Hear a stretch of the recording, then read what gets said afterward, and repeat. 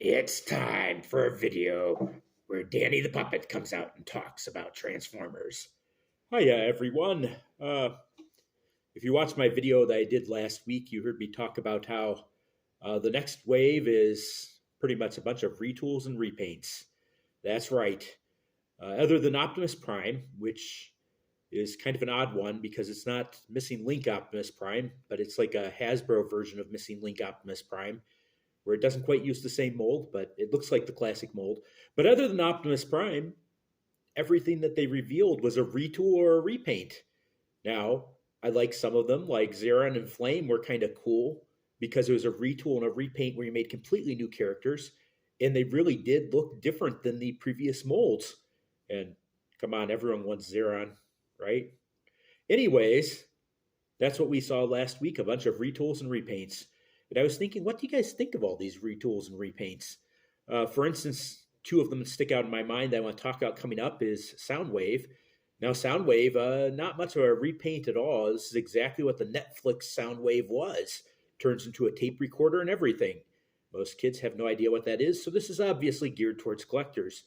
But on one hand, Soundwave is now going to be easier to get because most people had a hard time getting that Netflix Soundwave that was available at Walmart. And he comes with some tapes. But now he's in a leader class, which means instead of paying 30 some dollars for him, you're now paying 50 some dollars for him. So that's one problem with this. The other repaint retool I want to talk about is Springer. Now, we had a perfectly good Springer, got him in the Siege line way back when, and I got mine for $15 over at you guessed it, Ross. But they're coming out with a new version of Springer. And that new version has some retooling and some repainting done to it. Comes with some additional accessories, but much like that Soundwave, instead of being Voyager class, you're now getting him for $55 at Leader class. That's right, $55 at Leader class. And what does he come with? A couple extra accessories, including whatever he was loading into that catapult thing, that crossbow thing. Is it worth it? Do we need another Springer? Is this in our case of them re-releasing other characters that we already have? But hey, Hasbro wants us to buy yet a new version. He's got a little retooling to him, some better colors. So are we going to get him? This isn't like Ultra Magnus. I mean, if you got the Studio Series Ultra Magnus, that was an entirely different figure. Or the Studio Series Bumblebee coming out for that matter. You know, I'm excited about that. But they do have us buying a lot of the same characters and sometimes only with slight retooling and slight repainting. Is it really worth it? And then we got close off talking about Metalhawk. I really love Metalhawk. He was one of my favorite figures that came out in recent times. A complete retool of Cyclonus. And this is an example of a retool done right. But they're doing a repack of Metalhawk. Now, somebody said to me they do repacks all the time. But with Metalhawk, it's a repaint of a repack. The colors are slightly different.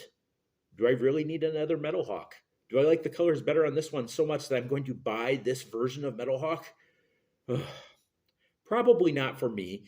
Same for Springer. I'm not against Springer because I like the last Springer. But here we are. Lots of retools and repaints. Or is this just how they're burning off the legacy line as they get into the new line next year that rumor has is going to be a line featuring Transformers of the 13 original Primes? Not just little Headmaster versions, but full-on versions of them. Will there be a lot of retools there and recolors? Right now, we do not know. But let's find out as it comes to us. That's all I have for this week. Bye.